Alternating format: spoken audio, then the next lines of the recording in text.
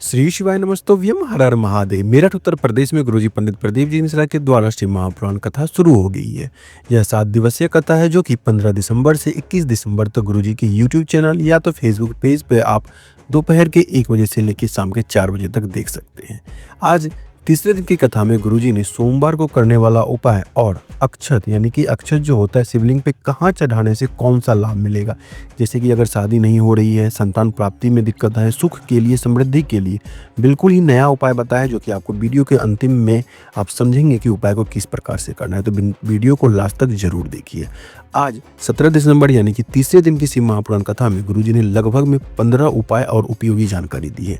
आपको सभी जानकारी इस वीडियो के माध्यम से प्राप्त होने वाली। किसी कारणवश यदि आज की कथा आपने नहीं सुन पाए तो पूरी कथा का रसतत्व आपको इस छोटे से वीडियो से प्राप्त होने वाला है। चलिए बढ़ते हैं आज की कथा की पहली जानकारी की ओर। समुद्र के अंदर रत्न मणि आदि बहुत सा खजाना भरा हुआ है। गुरुजी ने कहा बस उसे निकालने वाला चाहिए।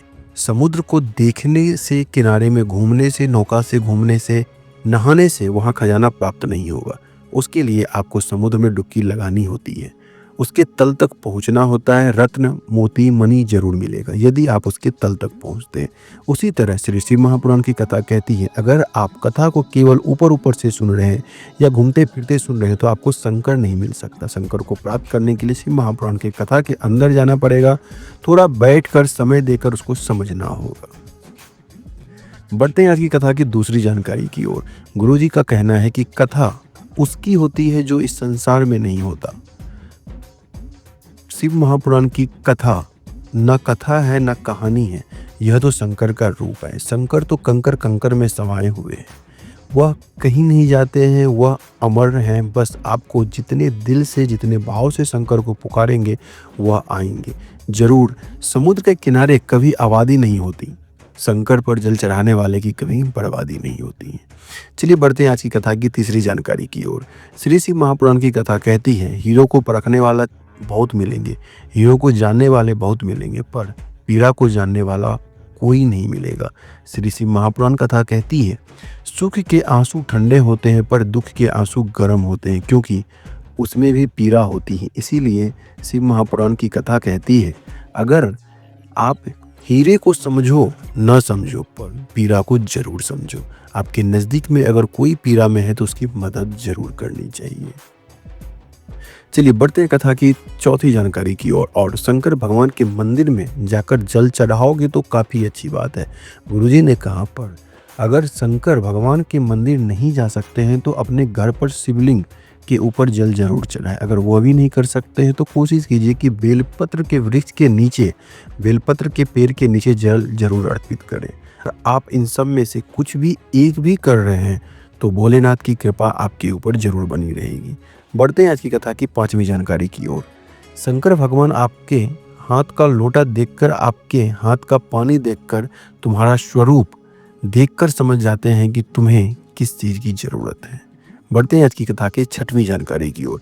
गुरुजी ने एक पत्र पढ़ा जो कि कौर जी का पत्र लिखा हुआ था। उन्होंने लिखा था पत्र में कि 2008 में उसकी शादी हुई थी, बच्चा हुआ 2010 में, बड़े ऑपरेशन से हुआ था और वह बच्चा 4 महीने के बाद मर गया।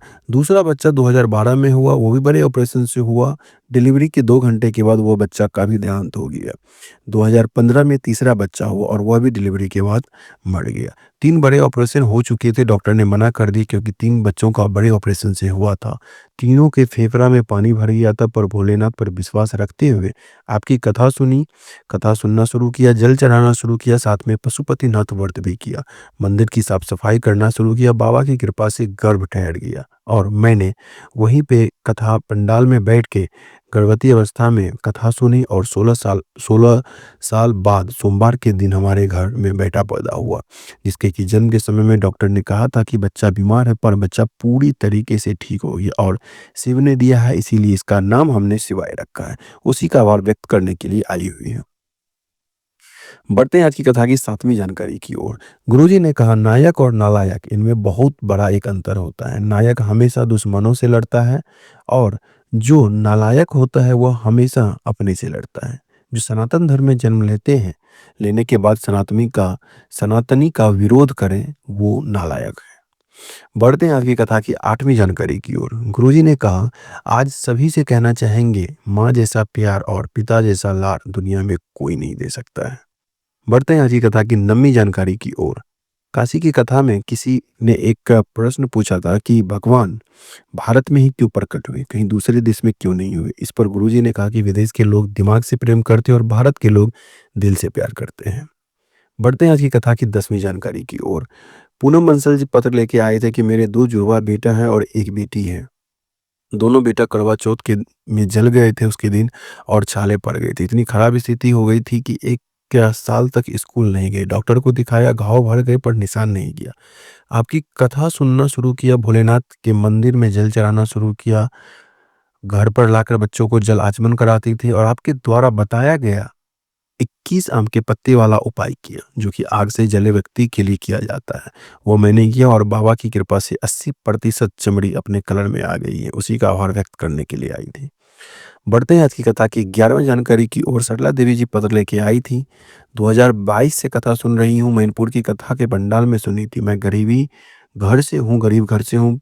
पति की तबीयत खराब हुई पर कोई बीमारी ने घेर लिया, कई तरह की बीमारी ने घेर लिया। 20-22 साल हो गए किराए के मकान में रहते-रहते शिवलिंग पर चढ़ाए जल को लाकर पति को देती थी। बाबा ने चमत्कार कर दिया, मकान दिला दिया और पति भी ठीक हो गए।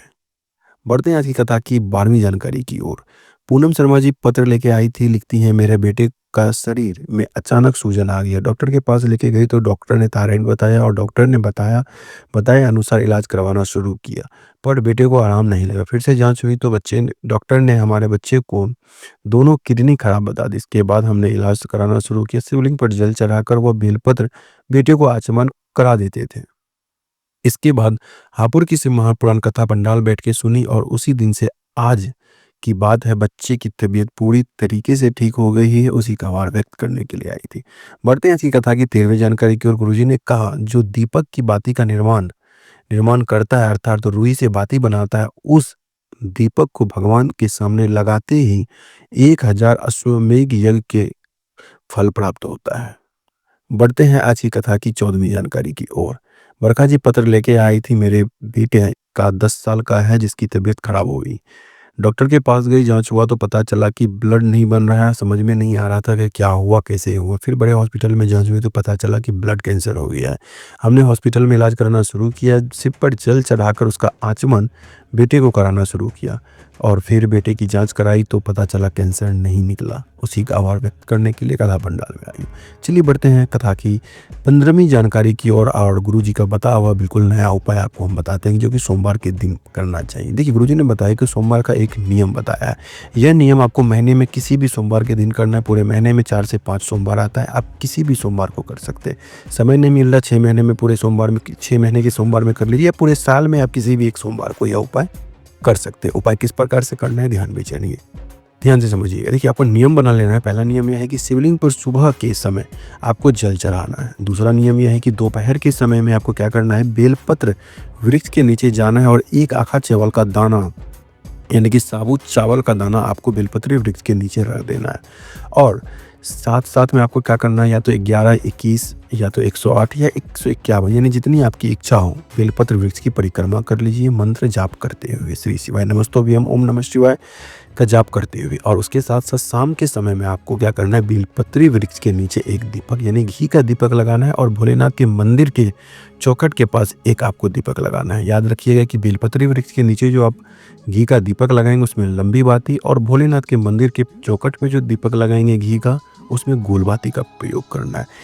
ठीक है, यह उपाय हमारे जीवन में उन्नति प्राप्त करने के लिए और होता है, क्योंकि बेलपत्री वृक्ष के नीचे अक्षत उन्नति के लिए अर्पित किया जाता है। ठीक है, गुरुजी ने बताया कि उपाय करने से आपके जीवन में सभी दुख, तकलीफ, कष्ट दूर होती है और साथ में आपके जीवन में उन्नति देखने को मिलेगी। ठीक है, यानी कि किसी भी सोमवार को आप इस चीज़ को कर लीजिए, यानी साल में या महीने में चाहें तो हर महीने एक बार कर सकते हैं। किसी भी सोमवार को इस चीज़ का ध्यान रखिएगा। 3 चीज़ बताया, तीनों चीज़ आप लोगों को करना है हर सोमवार को, यानी महीने में किसी भी एक सोमवार को या 6 महीने पे। और बढ़ते हैं एक नई जानकारी को, जहाँ के गुरुजी ने आज यानी 16वीं जानकारी जो हमारी है छठे यानी कि 6 विशेष उपाय बताए हैं, 6 जगह ऐसा बताया है जहाँ की आप अक्षत से जुड़ा हुआ है। ये चावल का अक्षत जो होता है समूचा उसका, यानी कहाँ पे दान करने से हमें क्या प्राप्त होता है। देखिए, जिसे आप सोमवार के दिन अर्पित कर सकते हैं या महीना में किसी भी दिन अर्पित कर सकते हैं, ठीक है? इस चीज़ का ध्यान रखिएगा। जो आपकी इच्छा है यानी मनोकामना है, मनोकामना को पूर्ण करने के लिए देखिए आपको क्या करना है, चावल का जो दाना है उसे कहाँ पे अर्पित करना है। मनोकामना पूर्ति के लिए आज की कथा में जो गुरुजी ने बताया, बेलपत्र के वृक्ष के नीचे यदि आप एक चावल का दाना अर्पित करते हैं तो यह चावल का दाना हमारी उन्नति के लिए रखा जाता है।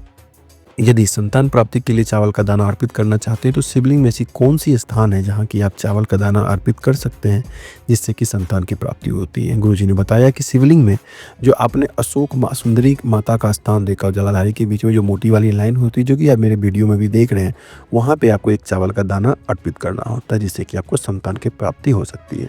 इसके बाद यदि घर में बहुत समय हो गया मंगल कार्य यानी किसी का शादी ऐसा है, विवाह नहीं हो पा रहा है, तो आपको एक चावल का दाना हमें शिवलिंग में जो गणेश जी का स्थान है ना, ठीक है, जलाधारी के दाएं साइड में, राइट हैंड साइड में गणेश जी का स्थान, वहाँ पे आपको रखना चाहिए, ठीक है।